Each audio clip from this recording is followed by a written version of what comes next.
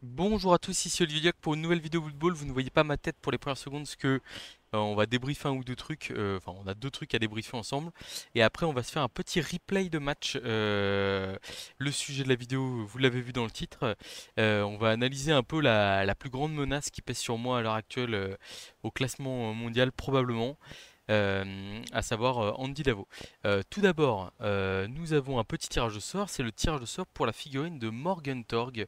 Donc nous avons 51 personnes qui ont candidaté, ce qui est quand même énorme. Et donc sur ces 51 personnes, qui aura la chance de gagner le Morgan Torg peint par Petit Off, qui lui a pris plus de 15 heures de peinture et qui est absolument magnifique. J'aurais bien rajouté 3-4 Olivier Dulac dans le tas, mais voilà, c'est parti. Didier 1521. Écoute Didier 1521, je t'écris immédiatement, enfin immédiatement, pas immédiatement mais juste après la vidéo, pour te dire félicitations et surtout pour te voir les modalités pour te transmettre le Morgan Talk. Christophe qui l'a gardé pour lui et comme ça qu'il pourra te l'envoyer directement, ça ne passera pas entre mes mains et c'est tant mieux. Bref, la menace. Quand vous regardez le classement mondial actuel, vous voyez tous les Anglais habituels, à savoir Pete W ou Purple Go, Podfray, des Anglais qui datent depuis très longtemps. Beaters, que je connais pas, lui par contre, qui est à mon avis assez récent. Mais là on voit qu'il y a des updates qui datent de 2021. Les joueurs ne jouent plus depuis cette période-là. Il se trouve que il y a une certaine personne, un certain Andy Davo, qui est tout simplement le youtubeur football le plus connu du monde, qui Twitch aussi très souvent, qui fait du contenu de très très très très haute qualité, euh, et qui est monté à la troisième place mondiale. Alors 276 points naf, donc il a une vingtaine de points de moi qui suis un peu seul au monde depuis déjà quasiment 2 ans. Sauf que Andy, en fait, contrairement aux autres au top niveau, et bah les nécromantiques qui continuent à les jouer. Et c'est-à-dire que là, on voit sur l'année 2024, donc déjà, il a fait beaucoup de tournois. Il a vraiment fait énormément de tournois, hein. Après, il y a du online peut-être. Il y a un, deux. Ouais, il n'y a que deux online hein, sur le tas. Et du coup, un 2 3 Non, mais il y a un nombre 1, 2, 3, 4, 5, 6, 7, 8, 9, 10, 11, 12, 13, 14, 15, 16, 17 tournois, dont 2 online. Et sur les 17 tournois, il y a un 2 3 4 5 tournois en nécromantique avec des résultats 4-1-0, 6-0-0, 2-1-0, 5-1-0. Euh... Ouais, ça fait peur. Ça fait peur. Et le problème, c'est que il les rejoue. Et il y a 2 4-1-0. Il les rejoue à l'Euroball. Il joue avec le Pays de Galles. Euh, voilà, il est, enfin, et là où, donc en fait, le problème pour moi, c'est qu'il joue son équipe, donc il y a une menace réelle qui pèse sur moi. Et l'autre souci, c'est que il est comment? Il les joue, enfin, en fait, il les joue super bien, quoi. C'est-à-dire qu'il a 20 points d'avance au classement sur mon frère qui est numéro 2 mondial en nécro. Et en fait, il a une marge qui est assez énorme en ce moment sur la concurrence. Là, on fait la Super League qui est en format Euroball avec des coachs de très haut niveau. Et en fait, il roule sur tout le monde. Donc, j'ai décidé de me faire un petit replay de Andy Davo pour voir un peu comment ça joue. Il est contre les Elfes Sylvains de Monitor, qui est un match-up qui est vraiment pas bon pour lui, tout simplement parce qu'il n'a pas de tacle. C'est-à-dire que il a deux golem garde, deux revenants garde, deux loup blocs, voilà, une cool bloc, mais on va dire que c'est une compo qui est très très très basique entre guillemets. Et du coup il a pas d'arme contre les légers quand voilà littéralement il est tout nu. Déjà ce qu'on voit directement c'est que alors ouais là le placement anti-blitz, si Monitor tire blitz, enfin, l'elfe Sylvain, en fait il ne peut pas passer. C'est enfin voilà. Donc il y a eu l'arbitre officieux qui est venu stun un danseur de guerre. Ça peut donner lieu à une aggro intéressante. Je vois que sur un deuxième bloc, là, il a bloqué sans avoir bloc. Mais parce qu'en fait, il va chercher un public. Ok, d'accord. Ah bah, il a fait peau, dommage pour lui. En fait, il a bloqué avec la goule ici. Et il a fait une sortie blessure grave. Ok.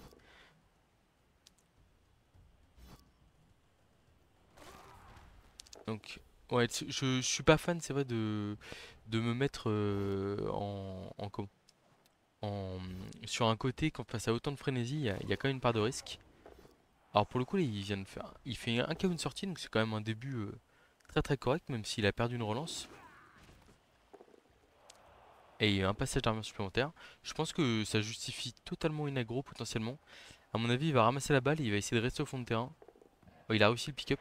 Voilà, bon, là-dessus je l'aurais annoncé. Et en fait, ça lui perd. Ah non, il fait pas l'aggro par contre. Il considère que le plus 2 c'est suffisant, il n'a pas besoin de faire plus.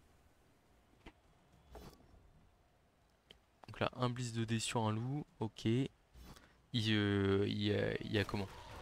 Il y a derrière, ça permet de faire ressortir un 3 quarts plus facilement. Mais à -2 sur le terrain, ça va pas être simple. Il y a un joueur qui est envoyé en profondeur pour mettre de la pression sur le porteur. Et donc là, on va voir comment l'elfe Sylvain se défend. Et puis surtout comment lui, il va réussir à continuer à accentuer la pression physique et potentiellement à maximiser les blocages. Donc il avance la goule parce que cette fois-ci, il a le mouvement pour le faire sans se faire mettre en danger. J'adore les petits chapeaux sur les zombies là. Donc c'est la compo à 12 plus 3 relances. En fait, il y a une compo à 13 et 2 relances et une compo à 12 et 3 relances.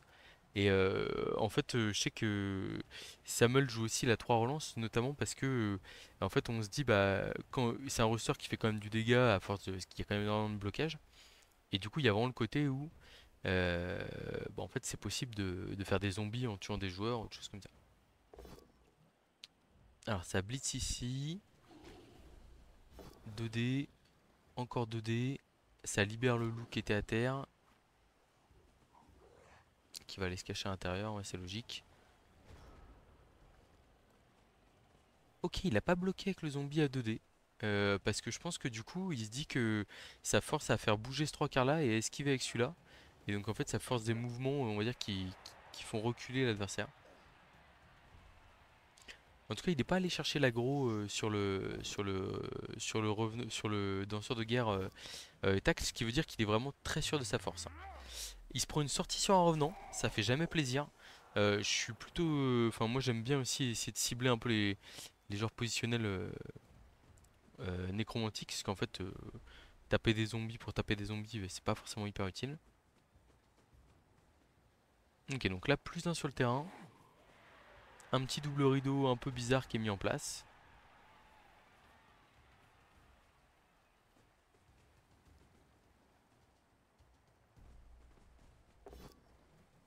Double pot, ok. Là,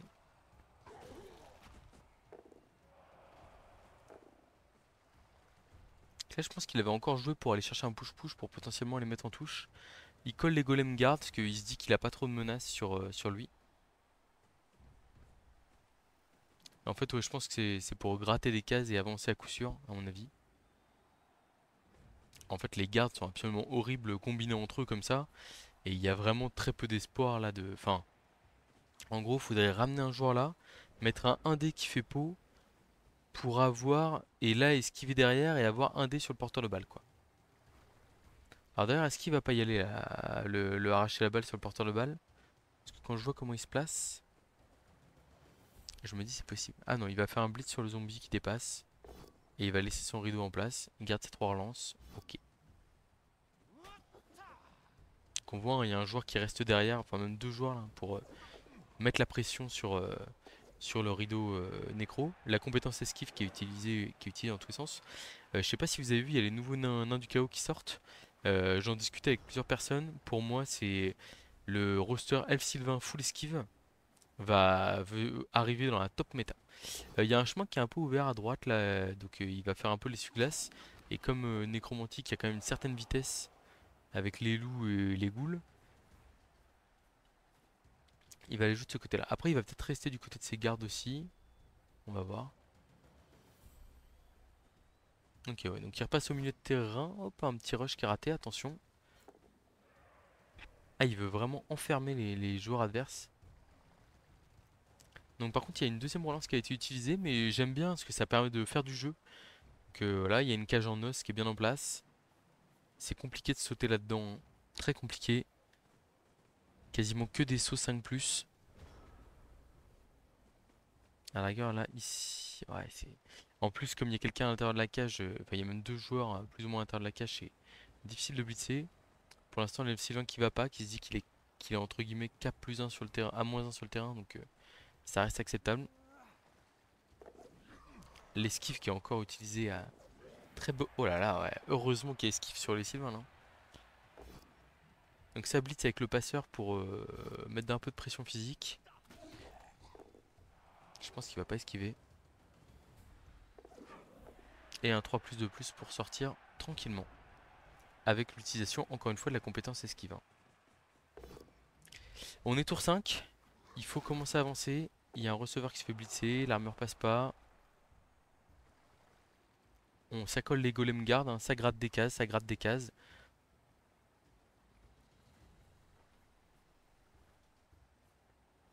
Ça vient enfermer les joueurs adverses. Les 3 gardes sont autour du porteur de balle. J'ai pas vu s'il avait réussi à régène ou pas avec son revenant. Il a pas réussi à régène.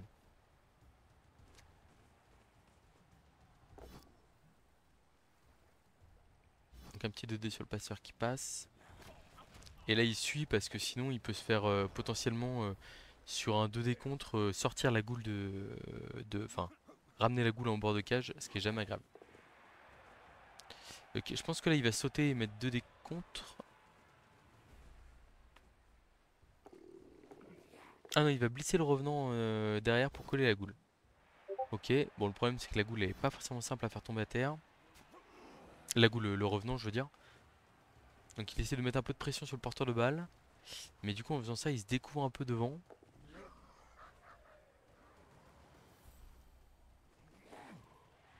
Un 3 plus qui passe, c'est important. Et il y a des esquives 3 plus ici hein, qui permettent d'éviter de prendre des coups supplémentaires qui sont hyper importantes. Les golems qui continuent d'avancer vers l'adversaire, qui collent, qui collent. Alors, où est-ce qu'il va faire son blitz? Sur le lanceur de guerre? Sur le 3 quarts? Il va taper le lanceur de guerre pour ouvrir le passage pour la goule. Double flèche, ok. Je suis pas sûr qu'il avance beaucoup avec la goule. Il vient forcer des esquives 3 plus. Voilà, il avance pas du tout avec la goule, hein, il reste en contrôle. Mais il prend possession du, on va dire de la profondeur du terrain, ce qui est quand même une très bonne chose pour lui à ce moment de la partie. Alors attention quand même, parce que même s'il a une cage en os, il peut avoir une...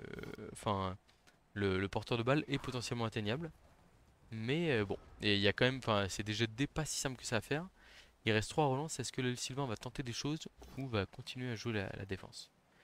Donc un dé ici, ok.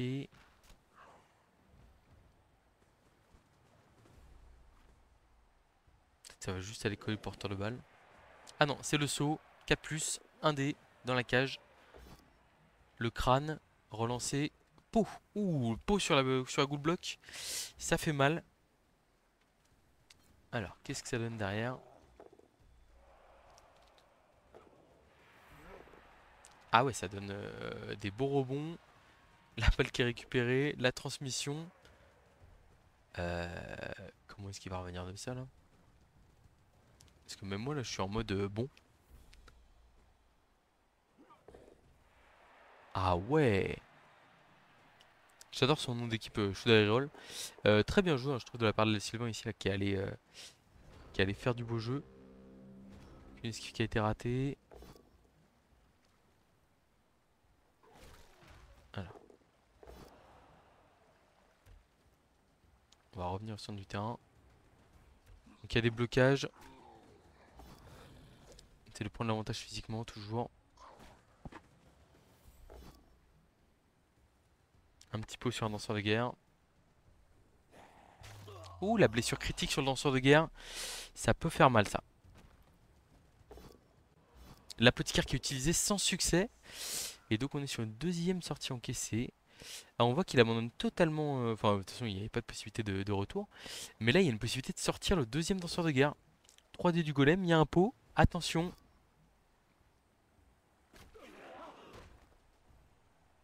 Ok.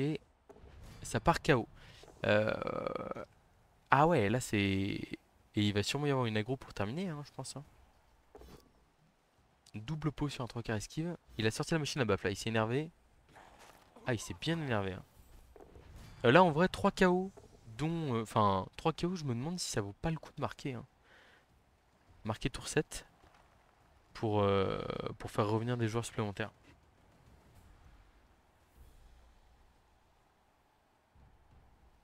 je sais pas ce qu'il va faire. Non, il marque pas. Ok, mais en tout cas, il peut pas se faire rattraper. Il essaie de sauver ses joueurs. Ouais, il va pas balancer le petit 2D sur une goule, il préfère rester à distance. Un petit as en plus. Bon, il peut le relancer là. Et il l'a relancé, mais il a refait un. Du coup, est-ce qu'il peut pas finir avec un joueur de plus en touche là? Ah, totalement. Totalement, là, le receveur qui va partir en touche, je pense. Avec en plus une petite agression sur un 3 quarts à côté. Ah, physiquement, là, en fait, il s'est fait contrer, mais il y a un monde où ça tourne vraiment pas bien pour lui en deuxième mi-temps, là. Je me rappelle même plus, j'ai piqué le replay il y a un bout de temps, je sais pas comment le match finit. 3D, il y a une flèche. Et ça finit dans le public.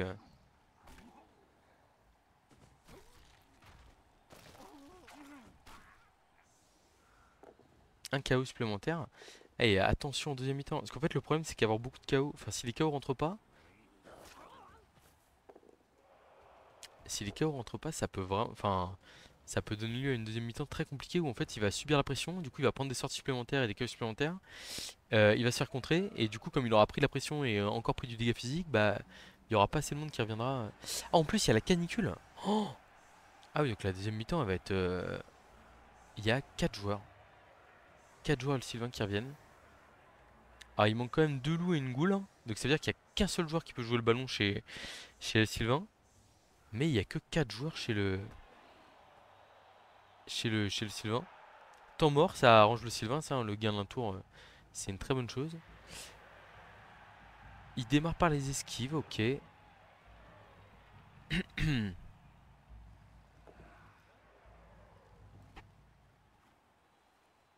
sens que j'avais pas vu qu'il y avait la canicule, je sens que le match va être un peu fou pour terminer. Alors à mon avis là ça va être juste une phase de on avance et on essaie d'empêcher l'adversaire de nous prendre de vitesse.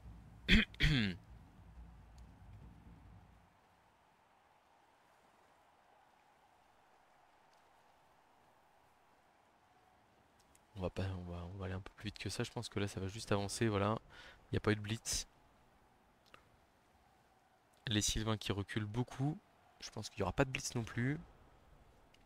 Alors là, il y aura peut-être un blitz parce que le revenant est en position d'aller coller potentiellement. Alors après, est-ce qu'il va aller coller à un dé? En vrai, ça peut être intéressant quand même, hein. On va voir la surprise. De toute façon, il bouge tous ses joueurs. Ouais, il va bouger le revenant. Ah non, non, non. Ok, il blitz pas.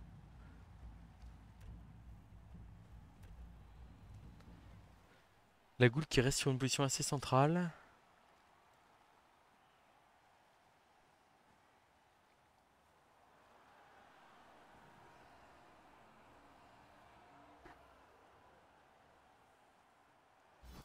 Ouh là là. Une relance qui a été utilisée, mais ça va.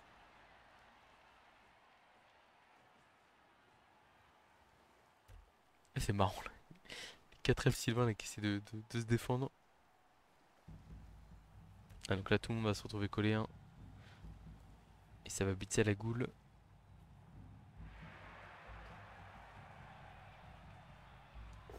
Le joueur le plus avancé. Esquive qui est utilisé. Et puis je pense que ça va aller coller le danseur de guerre à mon avis. Ah non, ok, ça reste en retrait. On veut pas se faire prendre de vitesse pour Andy. Alors les tours passent, hein, mais faut pas paniquer. Ouais, il va y avoir des 3 plus vitaux là.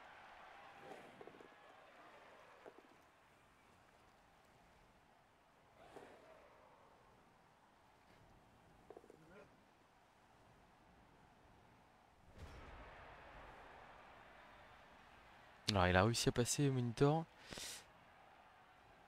Plus que 4 tours à tenir, mais là je pense que le porteur est atteignable. 1, 2, 3, 4, 5, 6, 7. Rush rush, donc ça prend 2 esquives, mais ça se fait. Il veut pas y aller. Là, c'est aussi un pot sur le 3 quarts. Plus que 3 elfes sur le terrain. C'est terrible.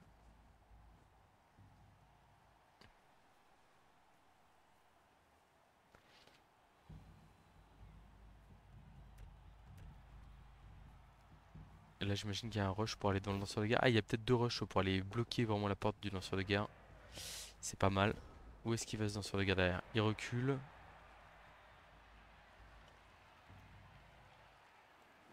On est tour combien là?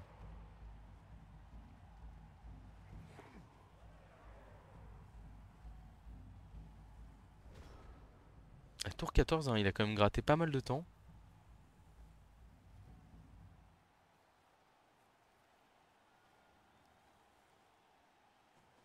Peut-être que ça joue un petit peu safe là, un petit peu trop safe sur la protection de balle là, alors qu'il est déjà mené 1-0, donc faut qu'il tente des choses pour revenir. Il a vraiment pas eu de chance sur l'installation hein, pour le coup.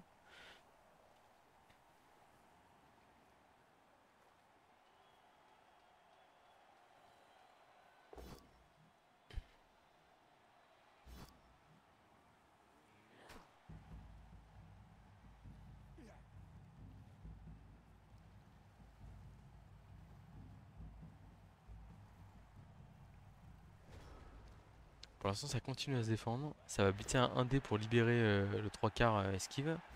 Ça va reculer encore de 2 cases. Ah, un beau numéro de gain de temps ici hein, par les Sylvain, qui a fait le plus dur avec le contre en première mi-temps.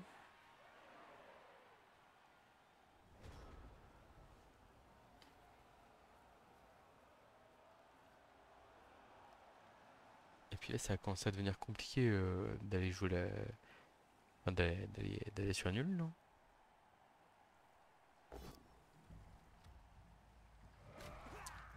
Il reste deux elfes Sylvains sur le terrain, mais qui mènent toujours au score, qui sont toujours dans le game. Et le problème, c'est que si le danseur de guerre s'échappe trop loin, et ben en fait, il n'y a plus de possibilité de con. Enfin, imaginons le danseur de guerre fait 8 cases et va là. Bah en fait, le problème, c'est que qui va ramasser la balle, qui va faire la transmission au passeur, etc. Enfin, c'est terrible.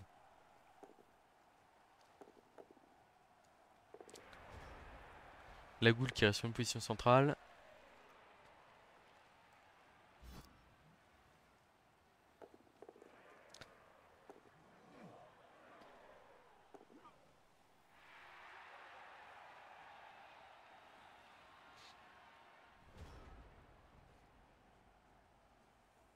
Ça y va à 2D au golem.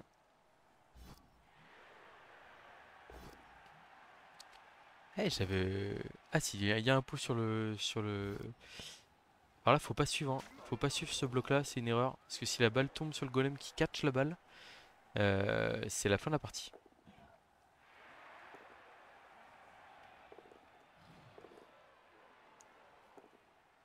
Waouh! L'égalisation de fou! L'égalisation de fou. Bon, petite erreur juste, voilà, mais sur le match, on n'a pas vu beaucoup d'erreurs. Bien joué quand même. Bien joué quand même. Donc j'avais pas vu le match en tout qu'il a fait. Ah oui, du coup, c'est allé en prolongation. Non. Oh, bah la prolongation va pas être très intéressante, je pense. En vrai, il reste 6 elfes. Et il y a une goule encore qui a été mise dehors. Ah, j'avais pas capté qu'il y avait des prolongues. Ça devait être le. Ah, mais oui, ça devait être la demi-finale, j'imagine. Ah, j'avais pas. Bon, le format particulier, mais on va se faire plaisir. Regardons la prolongation. J'étais en mode, mais c'est bizarre, je croyais avoir vu que des victoires dans le truc d'Andy. Et là, au final, il est pas passé loin de la correctionnelle, quoi. Et bon, moi ce qui m'intéresse surtout c'est de voir que, alors même si il y a une très belle action elfique pour faire tomber la balle et contrer, et pour le coup en fait il n'y a pas forcément d'erreur du nécromantique derrière qui colle quand même plutôt très bien ses joueurs. Et bah, en fait il n'y a pas grand chose à. Enfin voilà. Par contre là vous voyez, moi j'essaie d'apprendre un peu et je me dis, je vois quand même que le sieur Andy il est un peu frileux à l'idée de. Enfin là il était quand même en mode très très safe sur comment? Sur sur l'ensemble du match, entre guillemets, notamment en deuxième mi-temps. Et je me dis, si je l'affronte, que j'ai un résultat à tenir, entre guillemets, bah, je constate qu'il y a juste à prendre un couloir et on va dire qu'il y a une réaction, enfin même, il laisse des safety très bas, etc. Moi, je suis pas forcément. Enfin, sûr que si c'est un coup à se faire prendre de vitesse, etc., donc c'est dangereux. Mais faut quand même faire attention à tout ça. Ah, il y a le danseur de guerre qui s'est fait l'insolation. Il n'y a plus de relance. Ah si, ah oui, il a utilisé sa seule relance sur un double crâne en fin de tour. Et ouais, c'est vrai qu'il y a accès au porteur quand même. Après, l'accès au porteur, il est vraiment pas garanti, hein. Faut que le 3D fasse peau du golem. Mais il n'y a plus de relance en face.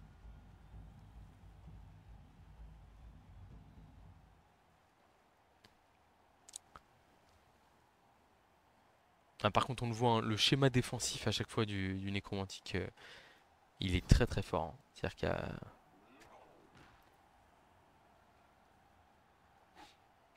Ouais, puis en fait, il joue l'attrition. Enfin, il est vraiment là pour faire beaucoup de blocs. Enfin, on va voir les stats à la fin du match, hein, mais il y a un nombre de blocages pour le nécromantique qui est fou furieux. Et notamment parce qu'il y a les gardes qui sont hyper bien utilisés, ça joue avec la frénésie, avec les. Enfin voilà. Et là on voit, hein, il y a pas de chemin facile pour partir. Donc j'imagine que ça va se replacer.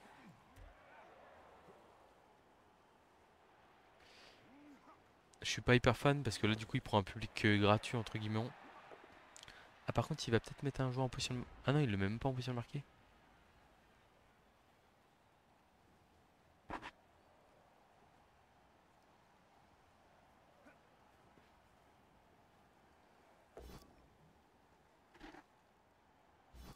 Le blocage du golem pour libérer le loup et avoir le blitz qui permet de mettre dans le public j'imagine. Ou peut-être qu'il va aller taper le porteur. Il va taper le porteur. Un dé et après 2 dés avec l'aide du golem. C'était bien tenté. Il s'est fait avoir par le 1D. Donc là, il y a quand même une possibilité d'échapper à droite qui est assez intéressante. Voilà, ouais, bah, c'est les elfes qui sont partis quand même. Mais 3, 4, 5, 6, 7. Avec un Blitz du loup sur le receveur là-bas, ça peut revenir.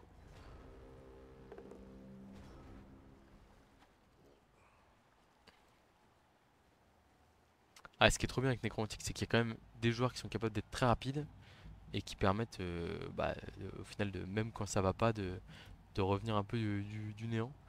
Bah, d'ailleurs, de toute façon, je crois que la partie d'avant sur. Ouais, donc, faut blitzer le seul joueur en position de marquer, c'est logique, c'est fait. L'armure qui est passée en plus. Un petit KO supplémentaire. Bon, ça va commencer à devenir compliqué, je crois. Ouais, je l'aurais mis devant le joueur, moi, ce que j'aurais fait aussi. Ça met bord de touche et ça va jouer le 3 plus 2 plus pour les couvrir. Et ça passe, hein. Et ça passe. Mais bon, en fait, il y a possibilité de faire des choses de fou furieux au niveau des blocages. Pour notamment total. Enfin, quand il y a un golem ou un revenant enfin un spectre qui est collé au porteur de balle contre la touche, les solutions elles sont quand même très limitées, hein. Et vous voyez là, il blitze pas le joueur à côté de la touche. Il blitz pour libérer son revenant et je pense bloquer la route. Ouais, encore un KO, ça tape très très fort, mais bon, c'est en même temps vu le nombre de blocs. Ah, c'est très compliqué, hein. Regardez la situation là, c'est totalement verrouillé. Il tente la 3 plus 2 plus, ça ne passe pas malheureusement. La balle qui rebondit et là bah c'est la fin du match, hein. Enfin c'est la fin du match. Là il y a sur les 3 joueurs qui lui restent, il y en a 2 qui vont finir dans le public. Est-ce qu'il joue la gourmandise? Ouais, il y a que 2 dés là, hein. Il y a que 2 dés, mais bon, ça passe.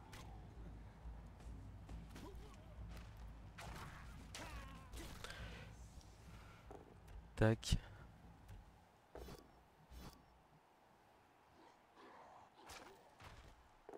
Voilà. Il y a juste un pick-up à faire et puis à s'en aller, hein. Ouais.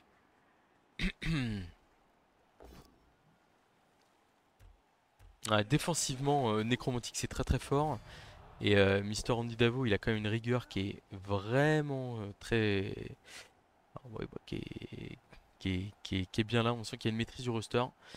Est-ce qu'il va aller faire le. Ah non, ça ne. Il n'arrivera pas à faire le pitch clear, table rase comme on dit. Est-ce qu'il y a un rush à faire pour marquer? Même pas.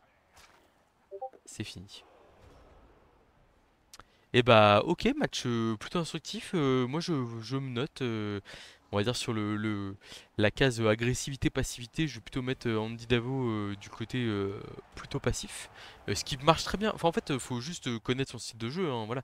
Mais moi, du coup, ça me permet aussi de pas faire. Enfin, par exemple, voilà, c'est le genre de joueur qui va pas aller chercher.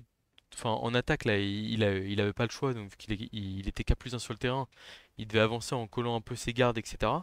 On va dire, j'ai l'habitude de ça quand en nécro contre Skaven, les golems qui viennent se coller pour gratter les cases. Mais en défense, j'ai l'impression qu'il est vraiment sur un style un peu attentiste. Et pour le coup, bon, ça me laisse imaginer qu'il y a des possibilités. Et puis au final, bah, quelqu'un qui a un jeu un peu passif, quand justement ça passe, les armures passent pas, qu'il se passe rien, et bah, du coup il est obligé de prendre un peu plus de risques. Et on voit que bah, là il y a eu un play en défense de Monitor qui lui a permis de quasiment renverser le match. Donc très intéressant. Ok. Bon, et ben sur ce, voilà, petit replay. Moi j'ai trouvé ça intéressant. Je vais me mettre ça dans un coin de ma tête pour l'Euroball. Si à un moment donné il y a un Olivier Dulac, Andy Davo qui est annoncé, et même si j'ai des coéquipiers qui tombent contre lui, hein, en vrai ça peut être notamment un coéquipier qui joue léger comme Bibi ou Jeff par exemple qui joue Elf Sylvain et Vampire. Voilà quoi, je n'hésiterai pas. Je vous dis à très bientôt pour de prochaines vidéos.